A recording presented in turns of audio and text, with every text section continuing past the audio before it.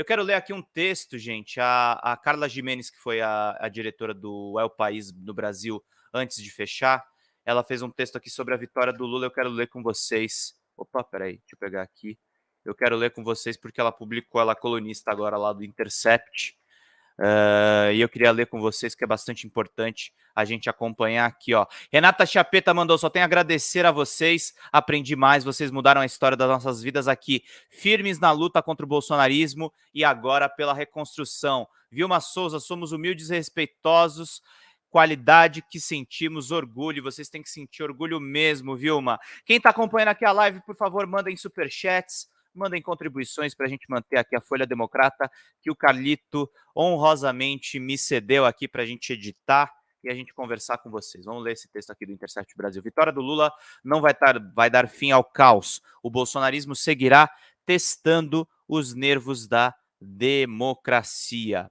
Acabou o governo perverso que fez o Brasil chorar de tristeza tantas vezes, que colocou o país num clima de eterna pandemia, que elevou ao limite a sanidade mental de mais de 60 milhões de brasileiros que votaram contra ele neste domingo. Quando a apuração já mostrava uma vantagem irreversível de Lula, um áudio emocionado de uma pessoa que viu o pai morrer de Covid-19 pela negligência deliberada do Estado pipocou no WhatsApp. A dor misturada à emoção naquela voz mostrava de onde vieram os mais de 2 milhões de votos a favor de Lula que separaram de Jair Bolsonaro. Apesar de tudo, contra da máquina pública abertamente a favor da campanha pela reeleição, o Brasil disse não a mais 4 anos de governo de ultradireita armamentista. O Nordeste salvou, Minas Gerais ajudou e a organização da sociedade civil no Pará, incluindo as aguerridas comunidades indígenas, foi decisiva. Foram 435.189 votos paraenses a mais para o antibolsonarismo, num dos estados mais violentos pela política morticida contra a Amazônia. A resistência nos estados mais bolsonaristas, como Paraná ou Mato Grosso do Sul, não pode ser desmerecida. É ela que vai ter ainda mais trabalho para reconstruir as pontes que foram rompidas e denunciar os abusos que seguirão sendo cometidos regionalmente. A vitória é fantástica, embora agridoce, não só pelas perdas no caminho, os quase 700 mil mortos por Covid-19, o desmatamento recorde nos biomas, os ataques ao SUS, à educação, à ciência e à cultura, ou pela política de extermínio escancarada com Genivaldo Jesus dos Santos, homem assassinado numa câmara de gás improvisada no porta-malas de um carro da Polícia Rodoviária Federal em 26 de maio deste ano. Aspas minhas, gente, o Carlito, inclusive, cobriu essa questão da morte do Genivaldo. Foi em Aracaju, foi próximo aí da casa dele. E é isso aí. O Vlad tá falando, temos que expulsar policiais criminosos. Minha vizinha não conseguiu ir para Florianópolis levar o bebê dela para tratamento de câncer. Temos que ir para cima desses arruaceiros. E ajudem, por favor, com pingos, superchats, contribuições para a gente comemorar e para a gente ganhar força contra o bolsonarismo neste momento. Vamos lá. É agridoce também porque o bolsonarismo está aqui com Tarcísio de Freitas, está falando de São Paulo, eleito governador de São Paulo, depois de uma campanha marcada pelo assassinato de um homem desarmado durante a visita do então candidato à comunidade de Paraisópolis nesse segundo turno.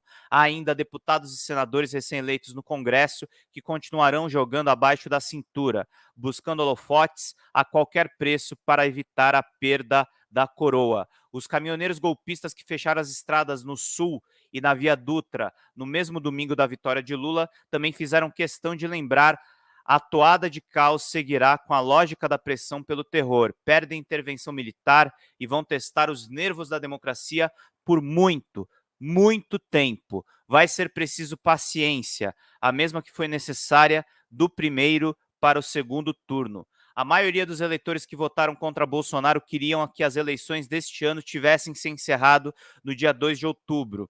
Mas os 1,8 milhão de votos que faltaram para Lula fechar a fatura foi um recado contundente ao partido que já carrega as máculas da corrupção de outros carnavais. Ao fim e ao cabo, foram semanas didáticas entre os dois turnos, os intermináveis 28 dias para chegar o último domingo colocaram o Brasil tóxico do bolsonarismo em estado bruto, dos disparos de fuzis de Roberto Jefferson em direção aos agentes da Polícia Federal que tentavam prendê-lo, ao teatro da deputada Carla Zambelli, de arma em punho, para devolver uma agressão verbal proferida por um homem negro em São Paulo, tudo filmado e viralizado nas redes sociais, numa das eleições mais eletrizantes de que se tem notícia. O relato de eleitores virando voto por algum desses episódios se multiplicaram.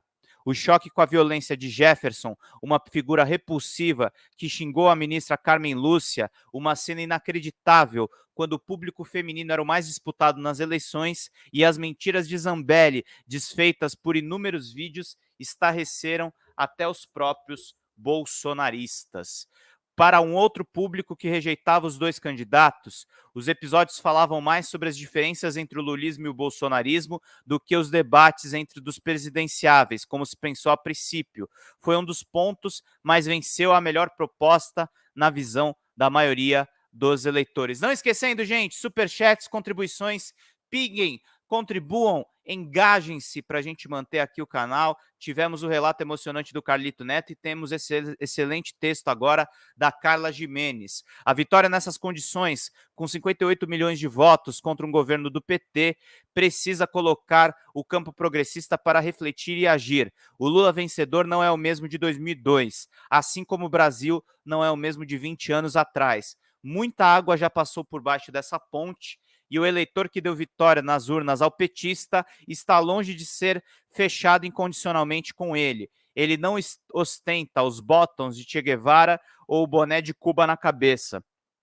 Ele fechou com a democracia, com Simone Tebet e Marina Silva, com Fernando Henrique Cardoso, que conquistou eleitores decisivos ao pedir voto por Lula na reta final, e com a trupe de economistas Henrique Meirelles, Pércio Arida e Armínio Fraga. O caminho é longo e de muitas nuances. Não há espaço para descansar sobre os louros, que diga o presidente do Chile, Gabriel Boric, que venceu o pinochetista José Antônio Cast no segundo turno das eleições de dezembro do ano passado, com 56% de votos contra 44% do adversário. Com apenas 6 meses de cargo, Boric tinha só 27% do apoio popular, depois de uma frustrada mudança na Constituição. Lula e toda a frente que o apoiou tem uma chance de fazer o Brasil dar certo. Será um trabalho aguerrido, não só da classe política, mas de toda a sociedade. Nunca nos foi exigido tanto que a organização e disciplina parta de nós mesmos. Enquanto cidadãos e nas instituições que ocupamos, a missão está no nosso colo. Trabalhar para evitar as armadilhas no caminho. Limpar o veneno despejado pelo bolsonarismo vai levar anos, o que pede muito mais do que este voto do domingo. A trilha é longa e vai servir para testar a humildade do campo progressista. Sem a superioridade moral para afastar antigos aliados, ainda estamos assustados com o fim do silêncio forçado pela política de terror do governo e precisamos usar a palavra para construir, não para tripudiar sobre os perdedores. Por ora, vamos celebrar a firmeza, o altruísmo e nossa fé a toda prova. Nós vencemos. É isso que a gente está tendo aqui. Excelente texto da Carla Gimenez. O texto dela era muito bom já no El País Brasil. E é muito importante a gente fazer essas reflexões, gente, nesse momento aqui, de uma mudança de ventos, de uma redução do caos que a gente está enfrentando aqui. Sandra Araújo mandou para parabenizar todos e apoiar todos do canal. Precisamos mais do que nunca nos fortalecer. Abraços a todos os amigos. E, gente, quem está acompanhando aqui, estou vendo aqui um público que nos acompanha em todas as lives. Considere, façam como a Sandra. Tem o cifrãozinho aqui no canto de vocês. Cliquem aqui nesse cifrãozinho. Tem ali para você escolher a sua contribuição. Você pode contribuir com R$1, gente. Tem 99 pessoas aqui assistindo agora. 99 centavos não vai fazer a diferença no seu bolso. Para mim, faz toda a diferença no final do mês. Eu preciso da ajuda de vocês para continuar mantendo aqui o meu trabalho. Nós fomos atacados por bolsonaristas na eleição. Mesmo assim, tivemos uma audiência recorde de 1,3 milhão de acessos. E a gente quer continuar crescendo. Nós somos um canal novo, um canal só com 41 mil inscritos, chegando em 42 mil inscritos. Tô exausto também como Carlito, tô menos emocionado com ele, porque eu sabia, pelo menos no meu íntimo, que nós íamos ganhar. Mesmo assim, eu fiquei muito feliz com o resultado. E a gente teve essa vitória sobre o caos, uma primeira vitória. E agora a gente está vendo os caminhoneiros fazendo arruaça, estamos vendo o Alexandre de Moraes pressionando a PRF, e é justamente para isso, para responder ao Christian Lopes, que é um bolsonarista idiota, que está aqui no chat.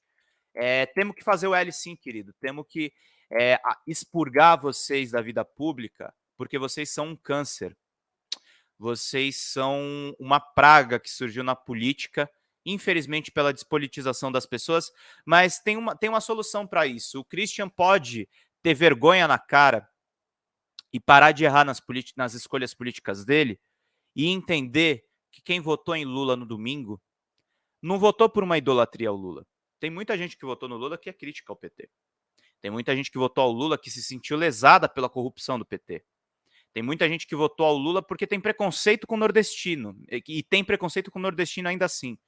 E mesmo assim essas pessoas entenderam que o Brasil, comandado por um louco, comandado por um desequilibrado e por um homem que tenta imitar Hitler, e por um homem que tenta imitar Mussolini, e por um homem que exalta Carlos Brilhante Ustra, é jogar o futuro do Brasil na lata do lixo.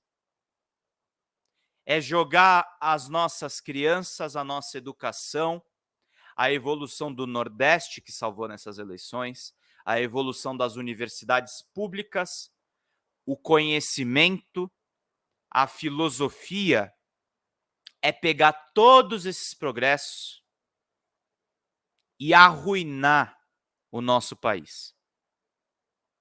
Quem votou em Lula em domingo está pensando exatamente nisso que eu estou pensando. Eu tenho uma simpatia maior pelo Partido dos Trabalhadores, eu acho a história do Lula incrível e histórica.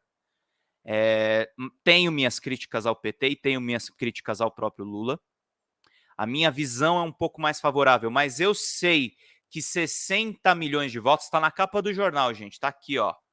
60 milhões, 50,9% é o mais votado da história. A esquerda volta após 6 anos de poder.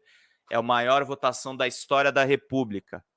60 milhões de votos não envolve só o fã-clube do Lula. 60 milhões de votos, pegando as lágrimas do Carlito agora há pouco, envolve o nosso trabalho aqui. Nós começamos pequenos lá atrás. Nós não tínhamos atração da extrema-direita. Obrigado, Adriana Maciel, que se sensibilizou aqui com o meu relato. Não esquece, façam como ela. Clica no cifrãozinho aqui embaixo e contribui.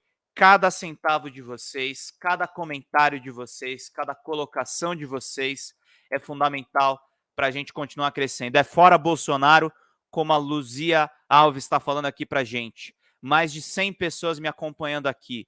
Nós somos um canal pequeno, nós estamos começando agora, mas a gente vai fazer a diferença nessa eleição, nesse pleito, nessa luta por democracia. Eu sempre gostei de jornalismo, eu sempre gostei de imprensa, e eu acho que a gente está fazendo um serviço público precioso. Nós temos um jornal com o nome de Folha, que significa jornal, e ela é democrata. A gente tem como valor fundamental desse jornal, mais do que ele ser progressista ou de esquerda, eu falei com o Carlito quando a gente fez o nosso manifesto, que vocês podem ler na descrição de todos os nossos vídeos. Nós defendemos a democracia em primeiro lugar. Aqui você vai ver, sim, o debate entre os divergentes. A primeira entrevista que nós fizemos aqui foi com o Alexandre Frota. Eu estou tentando trazer gente do PT. Eu trago aqui o humorista Gustavo Mendes, que é um anárquico. A gente está fazendo aqui discussões a respeito de games e tecnologia, que eu acho que é uma questão que a esquerda negligencia no debate público.